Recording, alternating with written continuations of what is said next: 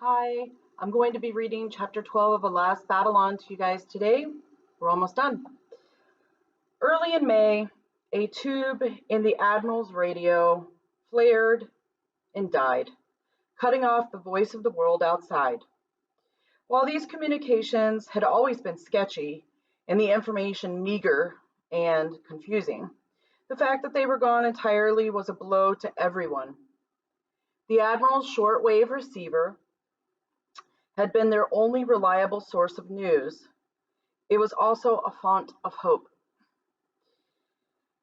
Each night that reception was good, some of them had gathered in the Admiral's den and listened while he conned the wavelengths, hoping for news of peace, victory, succor, or reconstruction. While they never heard such news, they could always wait for the next night with hope.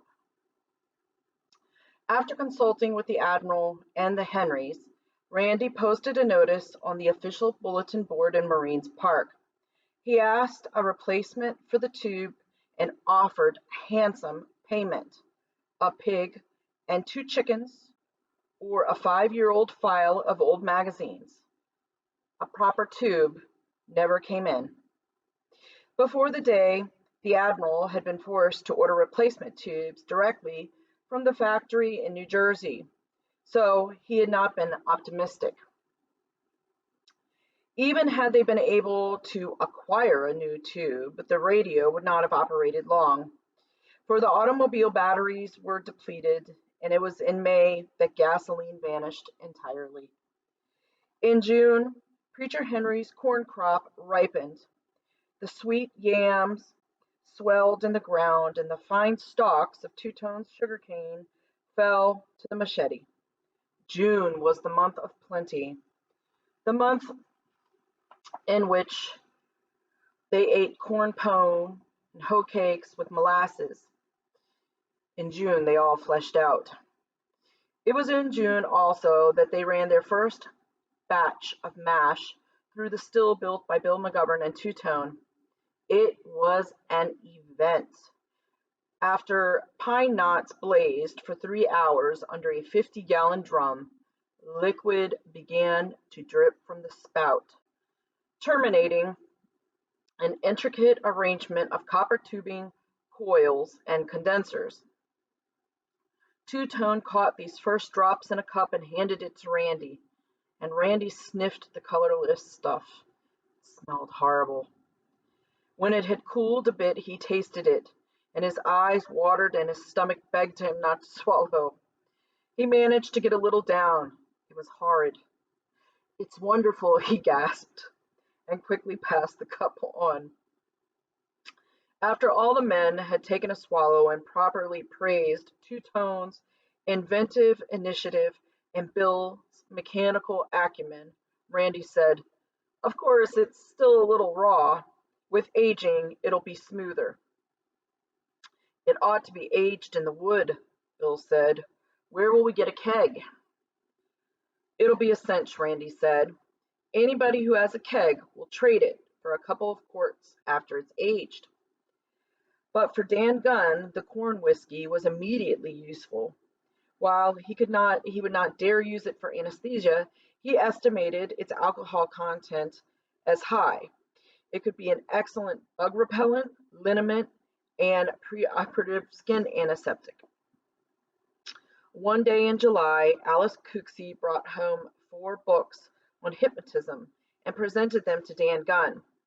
"If you can learn hypnotism," she suggested, "you might be able to use it as anesthesia." Dan knew a number of doctors and dentists too who commonly practiced hypnosis. It had always seemed to him an inefficient and time-consuming substitute for ether and morphine, but now he grasped at the idea as if Alice had offered him a specific for cancer. Every night Helen read to him. She insisted on doing the reading, thus saving his eyes. They no longer had candles or kerosene, but their lamps and lanterns burned furnace oil, extracted from the underground tanks with a bilge pump. It was true that furnace oil smoked and stank and produced yellow and inefficient light, but it was light. Soon Dan hypnotized Helen. He then hypnotized or attempted hypnosis on everyone on River Road. He couldn't hypnotize the Admiral at all. He succeeded in partially hypnotizing Randy with poor results, including grogginess and a headache. And Randy attempted to cooperate, but he could not erase everything from his mind. The children were excellent subjects. Dan hypnotized them again and again until he only had to speak a few sentences. In the jargon of the hypnotist, snap his fingers and they would fall into a malleable trance. Randy worried about this until Dan explained, I've been training the children to be quick subjects because in an emergency, they'll have their own built-in supply of ether. And if you're not around, oh, Helen is studying hypnosis too. He was thoughtful. She's become quite an expert. You know, Helen could have been a doctor, and Helen isn't happy unless she's caring for someone, and she takes good care of me. A week later, Ben Franklin developed a stomach ache, which forced him to draw up his right knee, and when he tried to lie down, the ache was always there, and in intervals. It became sharp pain, enveloping him in waves. Dan decided Ben's pain was not from eating too many bananas. It was impossible to take a blood count, but the boy had a slight fever, and Dan knew that he had to go into him. Dan operated on the billiard table in the game room after putting Ben into a deep trance. Dan used the steak knives, darning needles, hair curlers, and nylon line, all properly sterilized, and removed an appendix distended and near to bursting. In 5 days, Ben was up and active. After that, Randy was in awe and referred to Dan as our witch doctor. In August, they used the last of the corn, squeezed the last of the late oranges, the Valencias, and plucked the last overripe but deliciously sweet grapefruit from the trees. In August, they ran out of salt, armadillos destroyed the yam crop, and the fish stopped biting. The terribly hot August was the month of disaster. The end of the corn and exhaustion of the citrus crop had been inevitable. Armadillos and the yams were bad luck, but bearable. But without fish and salt, their survival was in doubt. Randy had carefully rationed salt since he was shocked in July to discover how few pounds were left. Salt was a vital commodity, not just white grains you shook on eggs. Dan used saline solutions for half a dozen purposes. The children used salt to brush their teeth. Without salt, the slaughter of the Henry's pigs would have been a terrible waste. They planned to tan one hide to cut badly needed moccasins, and without salt, this was impossible. As soon as they were out of salt, it seemed that almost everything required salt, most of all the human body. Day after day, the porch thermometer stood at 95 or over, and every day all of them had manual labor to do and miles to walk. They sweated rivers. They sweated their salt away, and they grew weak, and they grew ill. And all of Fort Repose grew weak and ill, for there was no salt anywhere. In July, Randy had gone to see Rita Hernandez, and she had traded 5 pounds of salt to him for 3 large bass, a bushel of Valencias, and 4 buckshot shells. She had traded not so much for these things, Randy believed, but because he had helped her arrange a decent burial for Pete, and provided the pallbearers to carry him to Repose in Peace Park. Since July, he had been unable to trade for salt. In Marines Park, a pound of salt would be worth 5 pounds of coffee. If anybody had coffee. You could not even buy salt with corn liquor, potent if only slightly aged. In August, the traders in Marines Park dragged themselves about like zombies for want of salt. And for the first time in his life, Randy felt a weird uneasiness and craving that became almost madness when he rubbed the perspiration from his face and then tasted salt on his fingers. And now he understood the craving of animals for salt, understood why a cougar and a deer could share the same salt lick in the enforced truce of salt starvation. But even more important than salt was fish, for the fish of the river was their staple, like seal to the Eskimo. It had been so simple until August. Their bamboo set poles, butts lodged in metal or wooden holders on the ends and sides of their docks, and each night usually provided enough fish for the following day. And in the morning, someone would stroll down to the dock and haul up whatever had hooked itself in the hours of darkness. If the night's automatic catch was lean or if extra fish were needed for trading, someone was granted leave from regular chores to fish in the morning or at dusk when the feeding bass struck savagely. Their poles grew in clumps and they had line aplenty, hooks enough to last for years. Fishing had been the pre-day hobby of Bill McGovern and Sam Hazard, as well as Randy, and every kind of bait: worms, crickets, grasshoppers, tadpoles, minnows, shiners, for anyone capable of using a shovel, throw net, or simply his hands. Randy had never, sorry, Randy had more than 100 plugs and spoons, perhaps half as many flies and bass bugs. He had bought them knowing well that most lures are designed to catch fishermen rather than fish. Still, on occasion, the bass would go wild for artificials, and in the spring, the specks and brim would snap up small flies and tiny spoons. So, fish had never been a problem until they stopped biting. When they stopped all at once, all together. Even with his circular shrimp net, wading barefoot in the shallows, Lib beside him, hopefully carrying a bucket, Randy could not net a shiner, brim, cat, or even mudfish. Randy considered himself a good fisherman, and yet he admitted he didn't understand why fish bit or why they didn't. August had been a good month for black bass. True, but this August was strange. Only during thunderstorms was there a ripple on the river.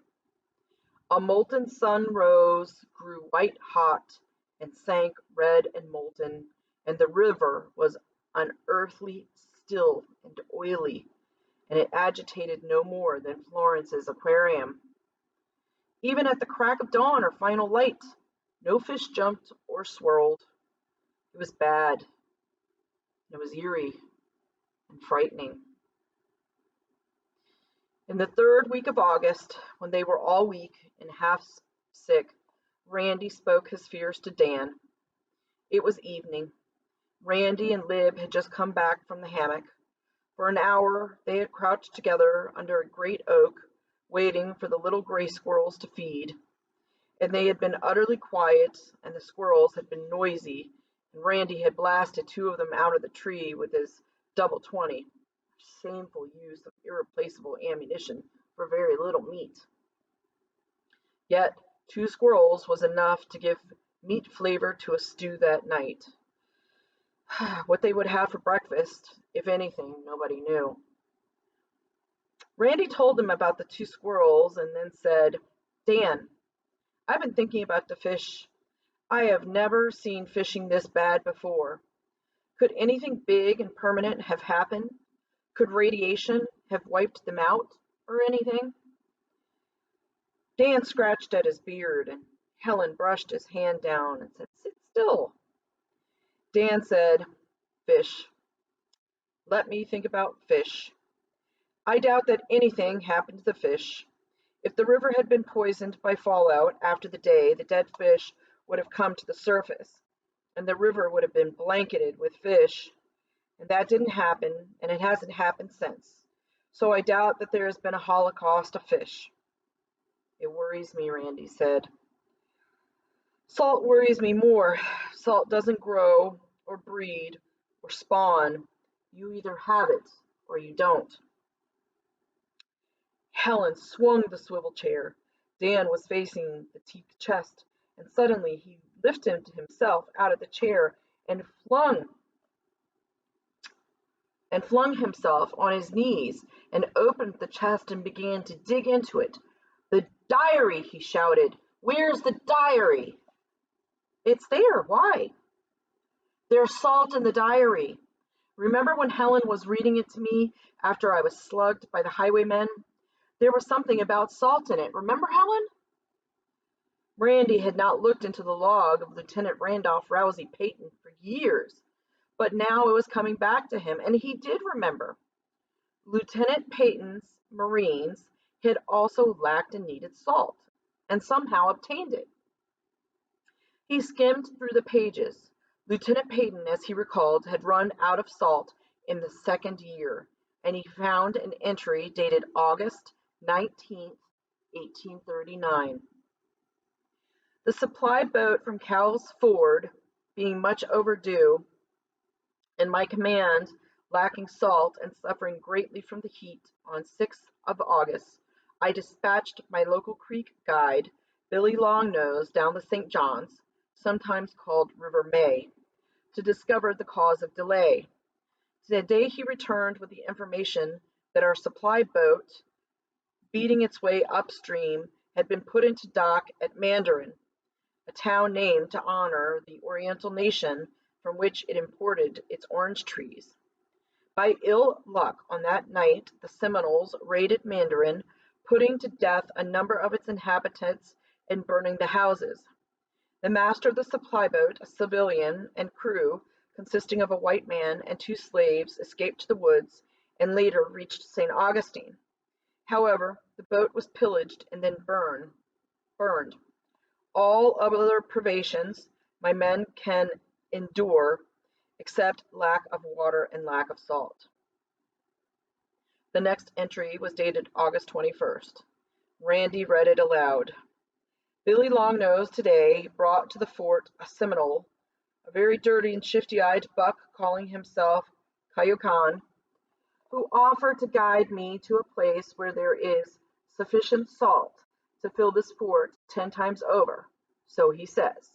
In payment, he demanded 1 gallon of rum, and while it is unlawful to sell spirits to the Seminoles, nothing is said about giving them drink.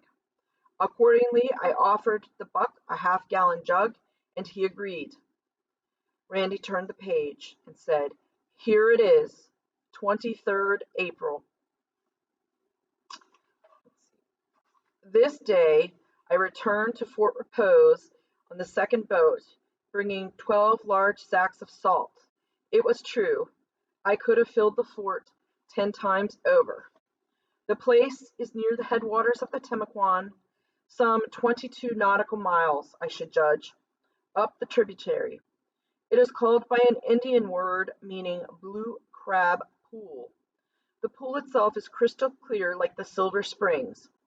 I thought it surrounded by a white beach, but then discovered that what I thought was sand was pure salt. It was quite unbelievable.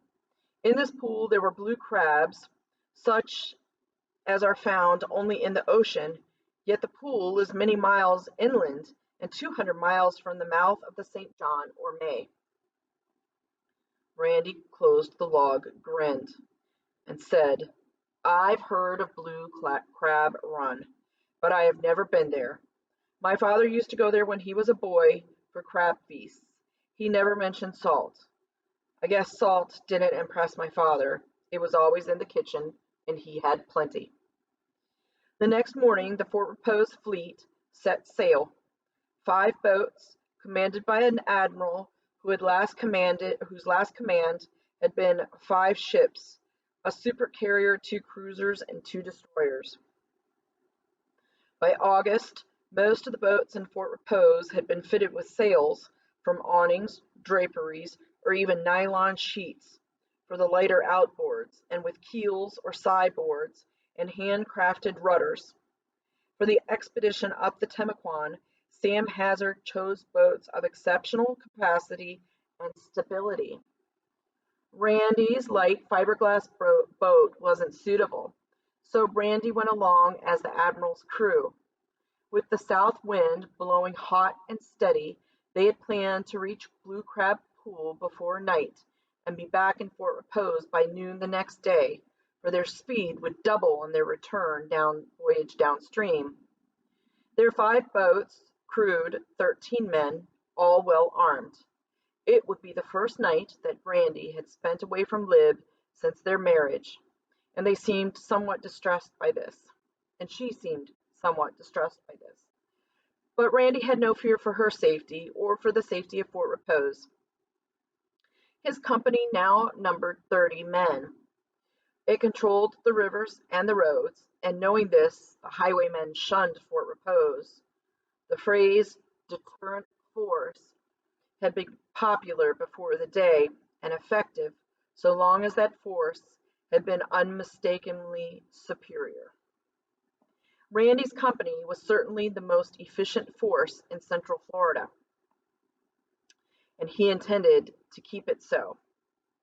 Sitting at the tiller, gold-encrusted cap pushed back on his head, the wind singing through the stays, the Admiral seemed to have sloughed off a decade.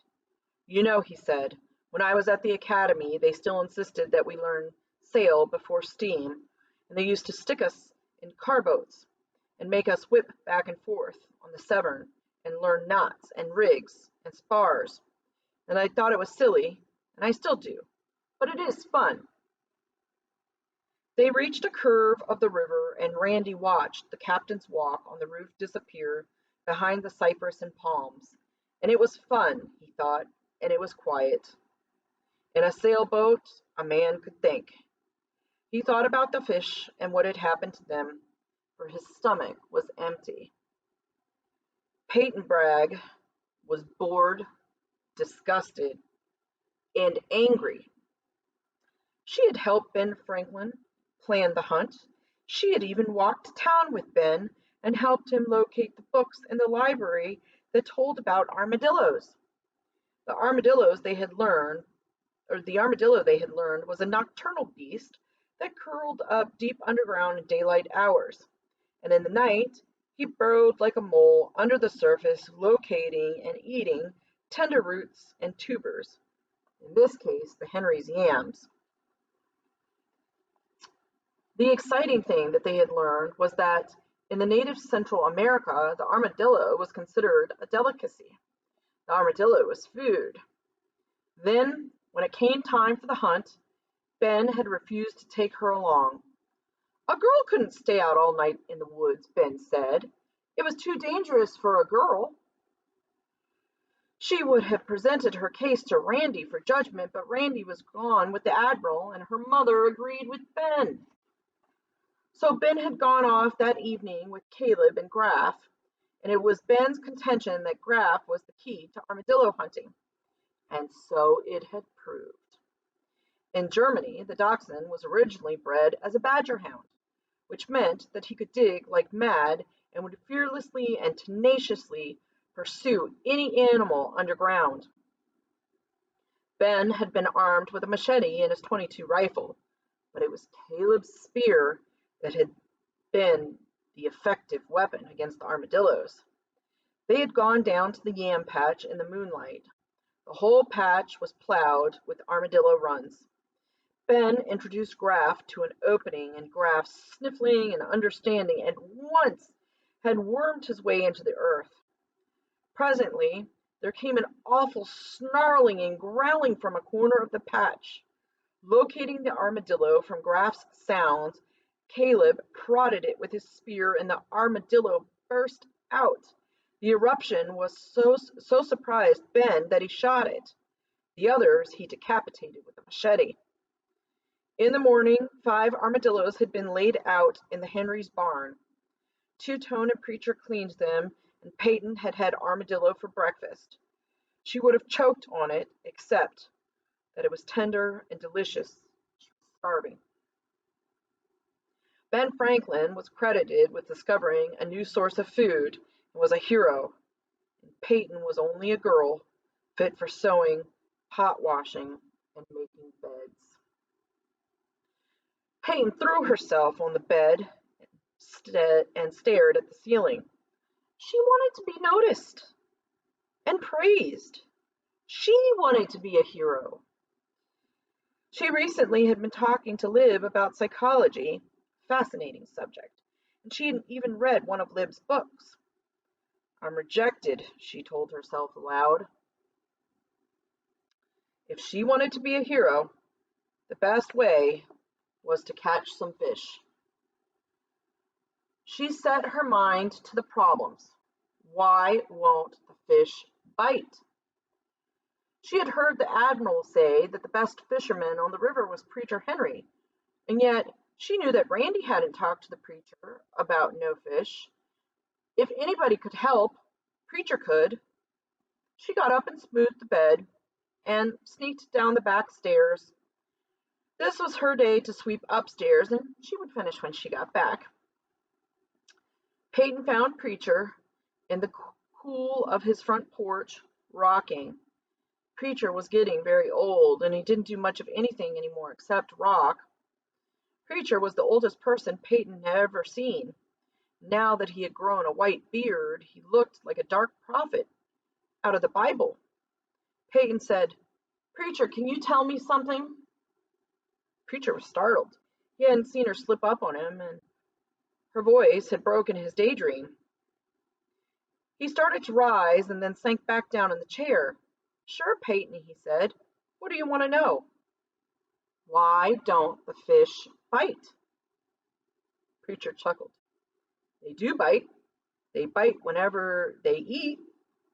"Come on, Preacher, tell me how I can catch some fish." To catch fish, you've got to think like a fish. Can you think like a fish, little girl? Peyton felt injured being called a little girl, but she was a child of dignity, and it was with this dignity that she answered, "No, I can't.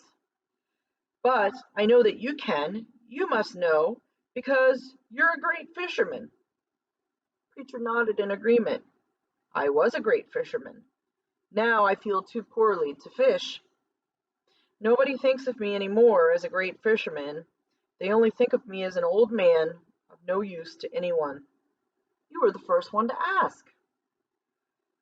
"Why don't the fish bite?" "So I'll tell you." Peyton waited. If it was very hot, like now, the hottest I can ever remember, and you were a fish, what would you do?" "I don't know," Peyton said. "I know what I would do. I would take showers, 3 or 4 a day, outside with nothing on." Preacher nodded. "The fish, he wants to stay cool too. He don't hang around the docks or the shore there." His arm swept to indicate the river banks. "He goes out into the middle. The water close to the shore, it's hot. You can put your hand in it and it feels like soup. But out in the middle of the river, way deep down, it's nice and cool. Down there, the fish feels lively and hungry, and he eats. When he eats, he bites." "Bass?" "Yes, big bass, way down deep." "How could I get them? Nobody's been able to net any bass bait, no shiners." "That's the trouble," Preacher said. "The little fish, he gets hot too. So he goes out there in the middle deep, being chased by the big fish like always." Peyton thought of something. "Would a bass bite a goldfish?" Preacher looked at her suspiciously. "He sure would. He'd take a goldfish in a second if one was offered. It's against the law to fish with goldfish. But if I did have a goldfish, and if it weren't against the law, and if I did fish out in the deep channel, then I wouldn't use a bobber. I'd put a little weight next to my hook so that the goldfish would sink right down there where the big bass lie. Peyton said, "Thank you, preacher," and skipped away, not wishing to incriminate him further if it really was true that goldfish were illegal. She went home, found a bucket on the back porch, and then walked across River Road for a talk with Florence Weecheck. She and Florence were good friends and often had had long talks about simple subjects such as mending. Florence wasn't home. She was probably in town helping Alice at the library. But the goldfish were. She watched them swimming dreamily, ignoring her in their useless complacency. "In with you," she said, and dumped fish and water into the pail. She borrowed Ben Franklin's rod and reel and made for the dock. She was forbidden to go out on Randy's boat alone, but since she was already involved in one criminal act, she figured she may as well risk another. As soon at noon Randy had not returned, and Elizabeth McGovern Bragg climbed to the captain's walk where she could be alone with her fears and anxiety. Her father and Dan Gunn had walked to town that morning. With some volunteers from Bragg's troop, they had begun to clean up and repair the clinic. So there was no man in the house, and she was afraid for her husband.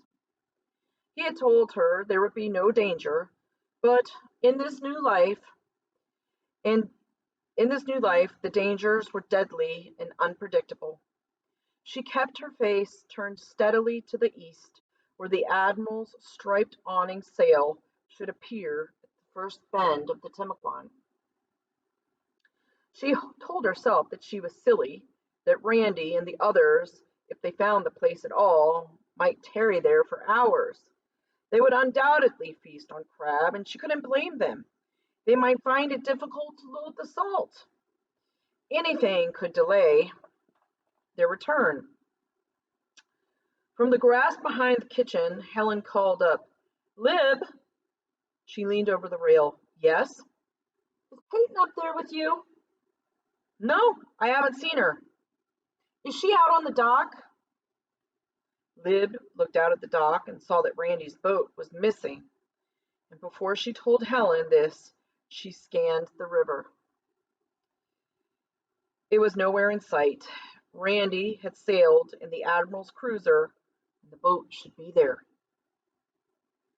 At 5 that evening, the Fort Repose fleet sighted Randy's house. There was no doubt that it had been a triumphant voyage. The 5 boats were deep with salt. The 13 men were filled with boiled crabs, lavishly seasoned, so they were all stronger and felt better, and in every boat there were buckets and wash tubs filled with live crabs. The Admiral ran his boat alongside Randy's dock and turned into the wind. "You unload what salt you want here," said Sam Hazard, "and that wash tub full of crabs, and I'll sail back with the Henry share in mine." Randy unloaded. He had expected that Lib would be down at the dock to greet him, or certainly watching from the captain's walk. Coming home with such rich cargo, he was chagrined. He lifted the wash tub to the dock, and then 2 fat sacks of salt, 50 pounds at least. He thought it would last for months, and then when it was gone, there was unlimited supply waiting on the shores of Blue Crab Pool. He said, "So long, Sam, see you tonight." And the Admiral pushed away from the dock, and Randy picked up the wash tubs, deliberately spilled some of the water that had kept the crabs alive, and walked to the house. The kitchen was empty, except for 4 very large black bass in the sink. He lifted the largest, an 11-pounder, he judged. It was the biggest bass he had seen in a year. It was unbelievable. There was a plate on the kitchen table heaped with roasted meat. It looked like lamb. He tasted it. It didn't taste like lamb. It didn't taste like anything he had ever tasted before, but it did taste wonderful. And he thought of the crabs, and their value dwindled to those of hors d'oeuvres. It was then that he first heard the sobs from upstairs, he thought, and then a different voice weeping hysterically somewhere else in the house. And in fear, he ran through the dining room, and there were three women in the living room. They were all crying, Lib silently, Florence and Helen loudly. Lib saw him and ran into his arms and wiped her tears on his shirt. What happened? He demanded. I thought you'd never come home, Lib said, and I was afraid. Oh, and there's been so much trouble. What? Who's hurt? Nobody, but Peyton. She's upstairs crying. Helen spanked her and sent her to bed. Why? She went fishing. Did Peyton catch those big bass? Yes. And Helen spanked her for it? Not that. Helen spanked her because she took out your boat and drifted downstream, and we didn't know what had happened to her until she rowed home an hour ago. She said she couldn't make it sail right. Randy looked at Helen. What's wrong with you? I'm upset. Anybody would be upset if they had to spank their own child. Florence wailed and her head fell on her arms. And what's wrong with her? Somebody or something came in and ate her goldfish. Florence raised her head. I think it must have been Sir Percy. I'm sure of it. I did love that cat, and now look at how he behaves. She wept again. Randy said, Isn't anybody going to ask me whether or not I got salt? Did you get salt? Lib asked. Yes, 50 pounds of it. And if you women want it, you'll take the wheelbarrow down to the dock and lug it up. He went into the kitchen to clean the beautiful bass and put the crabs in the big pot. It was all ridiculous and stupid. The more he learned about women, the more there was to learn, except that he had learned this. They needed a man around. Then he found a tattered goldfish in the gullet of the 11-pounder, and he examined it carefully, smiled, and dropped it into the sink. He would not mention it. There was enough trouble and confusion amongst all these women already. And so ended the hunger of August. In the 4th week, the heat broke and the fish began to bite again. In September, school began. It was impractical to reopen the Fort Repose schoolhouse. It was unheated and there was no water.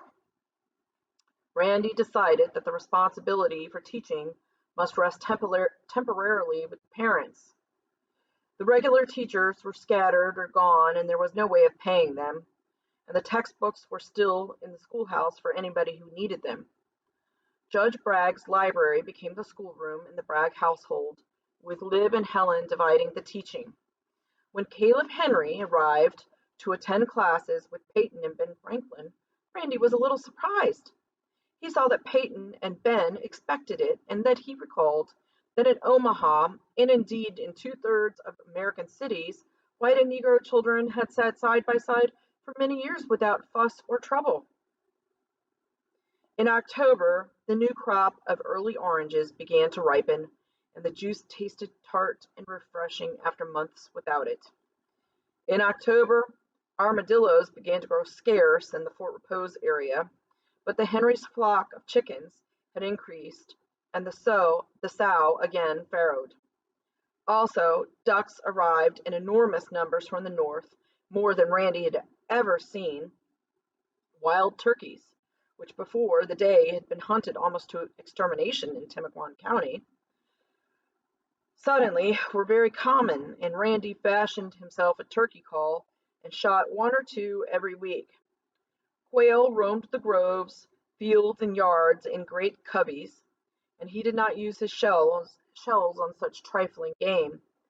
But Two-Tone knew how to fashion snares and taught the boys, so there was usually quail for breakfast along with eggs. One evening, near the end of the month, Dan Gunn returned from the clinic, smiling and whistling. Randy, he said, I have just delivered my first post-day baby, a boy about 8 pounds, bright and healthy. So what's so wonderful about delivering a baby? Randy said. Was the mother under hypnosis? Yes, but that's not what was wonderful, Dan said, smile disappearing. You see, this was the first live baby full term. I had had 2 other pregnancies that ended prematurely. Nature's way of protecting the race, I think. Although you can't reach any kind of statistical conclusion on the basis of 3 pregnancies.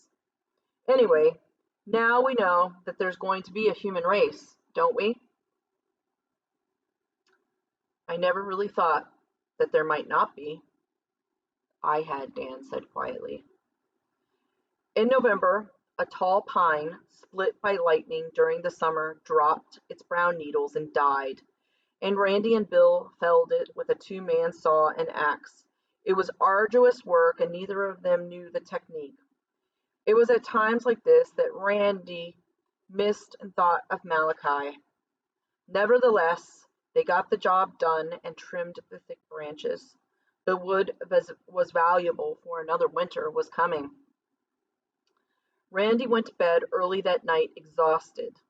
He woke suddenly with a queer sound in his ears, like music almost, and he looked at his watch, and it was a bit after midnight, and Lib slept quietly beside him. He was frightened, and he nudged her, and she lifted her head, and her eyes opened. Sweetheart, he said, do you hear anything? Go to sleep, she said, and her head fell back on her pillow, but it bounced up again. Yes, she said, I do hear something, and it sounds like music. Of course, it couldn't be music, but that's what it sounds like. I'm relieved, Randy said. I thought it was in my head. And he listened intently. I could swear that it sounds like In the Mood. If I didn't know better, I could swear it was the great Glenn Miller recording. She kicked him. Get up, get up.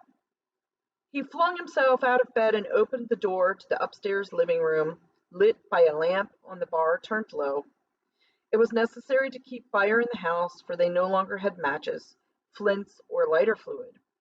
Randy thought, it must be the transistor radio started up again, but at the same time he knew that this was impossible because he had long ago thrown away the dead batteries. Nevertheless, he picked up the radio and listened. It was silent, yet the music persisted. It's coming from the hall, Lib said, and they opened the door into the hallway, and the rhythm was louder, but the hall was empty. Randy saw a crack of light under Peyton's door. Peyton's room, he said. He put his hand on the door handle, but decided it would be gentlemanly to knock first. Peyton was 12 now, and he knocked, and the music stopped abruptly. Peyton said in a small, frightened voice, Come in. Peyton's room was illuminated by a lamp that Randy had never seen before. Peyton didn't have a lamp of her own, and on Peyton's desk was an old-fashioned hand-crank phonograph with flaring horn. Stacked beside it were albums of records. Randy said softly, Put it on again, Peyton. Peyton stopped plucking at the front of her pajamas, hand-me-downs from Ben Franklin, just as Ben's pajamas were hand-me-downs from Randy. So fast did children grow. She started the record from the beginning. Hearing it, Randy realized how much he had missed music, how music had seasoned his civilization. In the Henry house, Missouri often sang, but in the Bragg house, hardly anyone could carry a tune or even hum. Over the rhythm, Lib whispered, Where did you get it, Peyton? Where did this come from? The attic. I went up the ladder in the back hall. Mother will be furious. She told me never to go up there because the rungs were cracked and I might fall. Your mother was up in the attic a few months ago. She didn't see anything. I know. I was crawling around behind the big trunk, and there was a door, a little board door, and it looked like part of the wall, and I opened it, and there was another room in there, and it was smaller. Randy said, Why did you do it, Peyton? I don't know. I was lonely, and there wasn't anything else to do, and I'd never been up there. You know how it is. When you've never gone someplace, you want to go. Randy opened one of the albums, Old 78s, he said, his voice almost reverent, classic jazz. Listen to this by Tommy Dorsey. Come rain or shine, Stardust, Chicago, Carmen Caballero's Stormy Weather, also Body and Soul, Artie Shaw, Back Bay Shuffle, and all the best by the best, I guess. I'm certain this must have been my father's collection, and I've never seen that machine before, but I remember the records. In the mood ended, Randy said. Turn it over, Peyton. No, put on the next one. You're not angry, Randy? Peyton said. Angry? I should say not. I found some other stuff there too. Like what? Well, there's an old-time sewing machine, the kind you work with your feet. There's also some big kerosene lamps, the kind that hang. This one on the desk I found up there too, and all I had when I went up there was a little stub of candle. There's also an old pot-bellied stove and a lot of iron pipe. Oh, and lots of other junk. I left it because I wanted to try the record player. The only other thing I brought down, I brought for you and Dan, Randy. It's there on the bed. Randy picked up the black leather case. It looked familiar. He had seen it before. He opened it and saw the two matched straight edge razors that had belonged to his father. He leaned over and kissed the top of Peyton's head. Don't worry about what your mother will say, he told her. I'll handle everything for you. If I had medals to give you, I would pin one on you right now, Peyton. And in this manner, Peyton became a heroine.